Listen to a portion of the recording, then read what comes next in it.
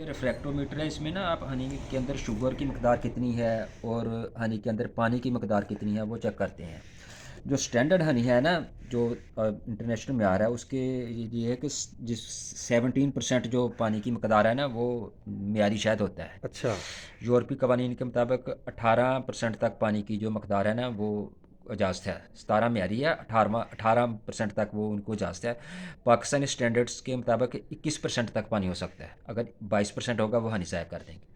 तो यहाँ पर हम हनी डाल करके इसको ना, फिर यहाँ गेज लगी हुई है वो इसकी पानी की परसेंटेज और इसकी शुगर की परसेंटेज बताती है। फिर हमें पता लग जाता है कि ये शायद म्यारी है, यानी इसे रिफ्रैक्टोमीटर कहते हैं। रिफ्रैक्टोमीटर। मीटर हम्म। चाइना से आता है ये, हम दराज के ज़रिए मंगवाया है मैंने।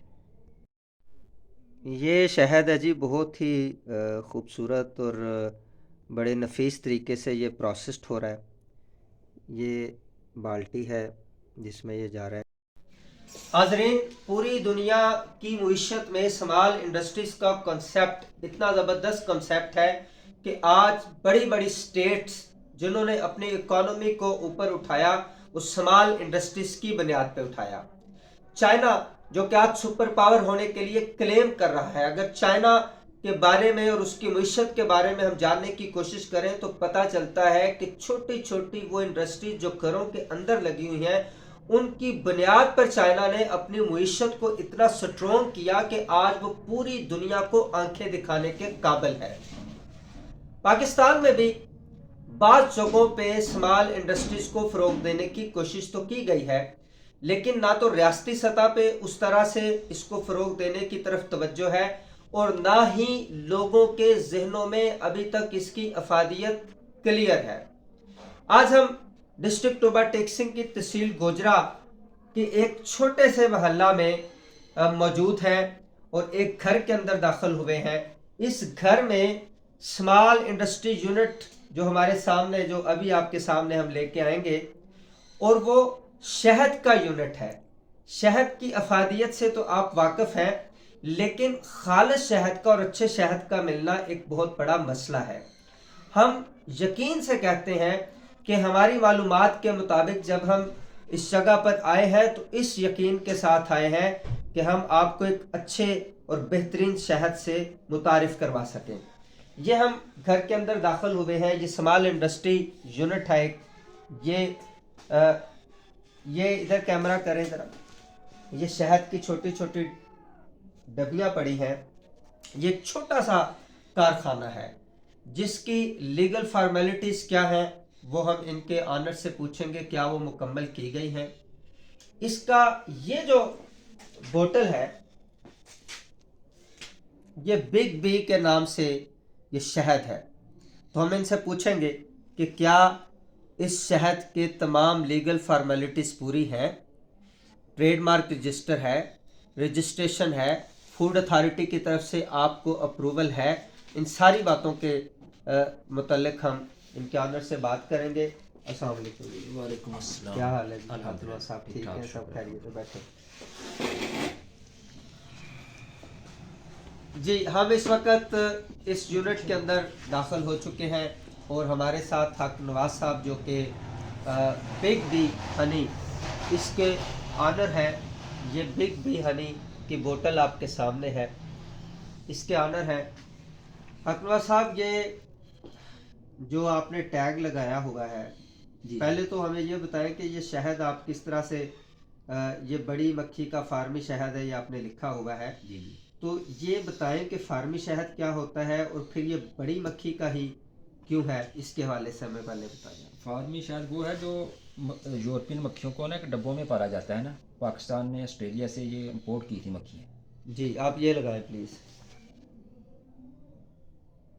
आप बताएं तो हमें। जो मक्खियाँ डब्बों में पाली जाती हैं वो उनसे जो शायद हासिल किया जाता है वो फार्मी कहलाता है, क्योंकि वो एक फार्म होता है। जी। और जो बाहर जंगलात में लगता है उसको हम जंगली कहते हैं। इसलिए ये एक फार्मी शहद है। और ये बड़ी जो मक्खी जिसे हम डूमना कहते हैं उससे थोड़ी छोटी है। और छोटी मक्खी जिसे हम कहते हैं ये उससे बड़ी देनी दरमियानी है, लेकिन बड़ी की कैटेगरी में ही आती है। अच्छा, बाज़ लोग जो कहते हैं, स्पेसिफिकली मेंशन करते हैं ये कि जंगलात का शहद है, तो आप तो इस तरह का क्लेम नहीं करते नहीं कोई? नहीं, ये जंगलात का शायद नहीं है। जंगलात का शायद इतनी मकदार में है ही नहीं कि हम मार्केट में पूरा साल सप्लाई कर सकें ना। ये फार्मी शहद है और हम फार्मी ऊपर लिखा हुआ है। हमारा जो ट्रेडमार्क है वो भी बिग बी हनी है। ट्रेडमार्क रजिस्टर्ड है जी आपका? बिल्कुल रजिस्टर्ड है ये। आप डॉक्यूमेंट्स हाँ, दिखा सकते ये हैं देखें, उसके? ये देखें, ये हमारा ट्रेडमार्क सर्टिफिकेट है ये ट्रेडमार्क रजिस्ट्रेशन सर्टिफिकेट है जी। ये इसको हम भी देखते हैं। ट्रेडमार्क्स ऑर्डिनेंस 2001 के मुताबिक है certificate of registration of trademark. यहाँ पे मैं एक बात ऐड करता चलूँ, जो लोग बिजनेस कर रहे हैं चाहे किसी भी पैमाने पे कर रहे हैं, वो लीगल फॉर्मेलिटीज़ को ज़रूर पूरा किया करें। इंटेलेक्चुअल प्रॉपर्टी राइट्स आपके होते हैं, और IPO इंटेलेक्चुअल प्रॉपर्टी ऑर्गेनाइजेशन जो है उसके मुताबिक, उसके कानून के मुताबिक ये ट्रेडमार्क्स रजिस्ट्रेशन होती है, तो ये ज़रूर करवाया करें। ये तो बड़ी अच्छी बात है जी, ट्रेडमार्क रजिस्टर है। इसके अलावा पंजाब फूड अथॉरिटी से भी हम रजिस्टर्ड हैं, ये उनका लाइसेंस है। पंजाब फूड अथॉरिटी ने हमें लाइसेंस जारी किया है। पंजाब फूड अथॉरिटी ने फूड बिजनेस लाइसेंस सर्टिफिकेट जारी किया है। बिग बी इंटरप्राइजेस के नाम से ये लाइसेंस है, और इसका दुरानिया है, लाइसेंस का दुरानिया जी। अभी ये जो आपके पास है, ये इस वक्त जो हम देख रहे हैं, वो अभी नेक्स्ट मंथ तक आपके पास इसका ये लाइसेंस है, फिर उसके बाद रीन्यू होएगा। रीन्यू होएगा। तो ये एक लीगल फॉर्मेलिटी है। ये 18/2/23 से लेके 17/2/24 तक, अगले माह तक अभी तक इनकी ड्यूरेशन है। तो फिर दोबारा रीन्यू होएगा, क्योंकि वो फिर पंजाब फूड अथॉरिटी एक दफ़ा वो विज़िट करेंगी और फिर देखेंगे कि क्या आप उनके मेयार पे पूरा उतर रहे हैं जी। इसके अलावा ये हमारा लेबर का अप्रूव है पंजाब फूड अथॉरिटी से कि इसके ऊपर जो भी लफाजात लिखे हैं, जो भी तहरीरें लिखी हैं, वो 100% सच हैं। ये 9 माह के लिए उनके हेड ऑफिस में जमा रहा। उनकी जो अथॉरिटीज़ थी उन्होंने चेक किया कि इस पर लिखा हुआ एक एक लफ्ज़ दुरुस्त है, तो ये फिर उसके बाद उन्होंने स्टैंप लगा कर हमें जारी किया। अच्छा, ये उनकी तरफ से उन्होंने चेक किया कि एक एक चीज़ दुरुस्त है कि नहीं, और उसके बाद फिर उन्होंने स्टैंप लगा के जारी किया जी। ये जो उसके ऊपर जो न्यूट्रिशन है ना, ये लगाई, ये हमने टेस्ट कराई थी PCSIR से।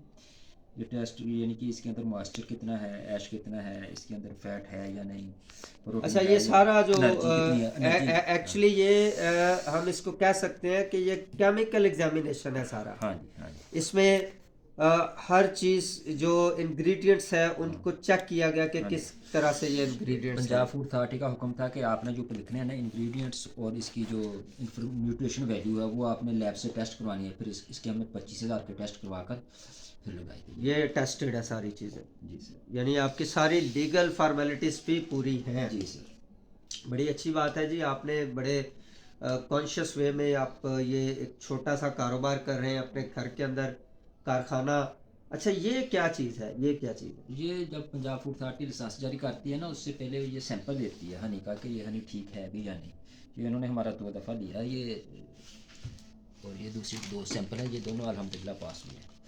अगर सैंपल फेल हो जाए ना, वो जितना भी हनी होता है ज़ाया कर देती है, नहर में बहा देती है। अच्छा, एक बात बताएं हमें। शहद के वाले से आमतौर पर ये कॉन्सेप्ट है कि ये जमता नहीं है, तो इसके बारे में आप क्या कहें? ये एक मिथ है, ये लोगों ने खुद ही बना रखी हुई है। एक मिथ है, यानी एक ऐसा झूठ है जिस पे लोग यकीन किए हुए ये हैं। देखिए NARC national agriculture research council, इनकी साइंटिफिक ऑफिसर हैं अमारा बलोच साहब। ये दूसरी साइंटिफिक ऑफिसर हैं इनकी अमारा बलोच, और ये एक रिसर्च है, रिसर्च पेपर है कह लें, या इसको एक हम रिसर्च रिसाला कह रहे हैं। इस पर पेज नंबर 18 पर वो भी बता रही हैं कि शहद का जमना कुदरती बात है। पेज नंबर 18 जी। जी।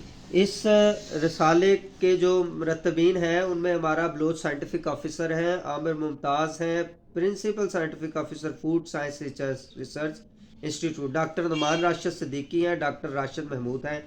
ये तो बड़े ऑथेंटिक नेम है। और इसके पेज नंबर 18 पे आपने बताया जी, 18 पेज नंबर है, उस पे क्या कहते हैं जी? क्योंकि ये बताते हैं कि शहद का जमना जो है कुदरती अमल है, ये बता रहे हैं इसमें। अच्छा, इस पे ये हाजरीन आपको पेज आपके सामने इस वीडियो में आ जाएगा अभी, तो ये आप देख सकते हैं, शहद का जमना एक कुदरती अमल है।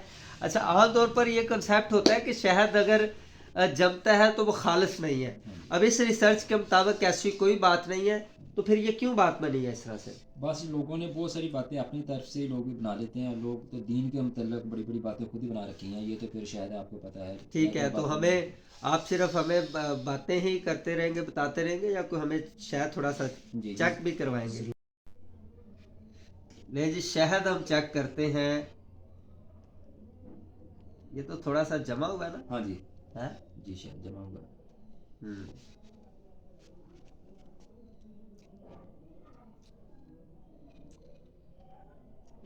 बहुत ही टेस्टी शहद है। इसमें अच्छी खूबसूरत सी प्यारी सी स्मेल भी इसमें आ रही ये अकेशिया है, फलाई के फूलों की खुशबू है। है। अच्छा अच्छा। जी। वो फूल जिनसे ये शहद बना है, यानी वो फूल जिस पे मक्खी बैठती है, और ऐसा ही है। जी जी, वो अकेशिया के फूल होते हैं। हाँ, केशिया के फूल। फलाई। अच्छा, फ्लाई का शहद। हाँ जी, फ्लाई का शहद। बड़ा टेस्टी भी है, और इसकी स्मेल भी हम जो वो बड़े उससे भी लुत्फ उठा रहे हैं। आप भी चेक करें, बताएं कैसा है।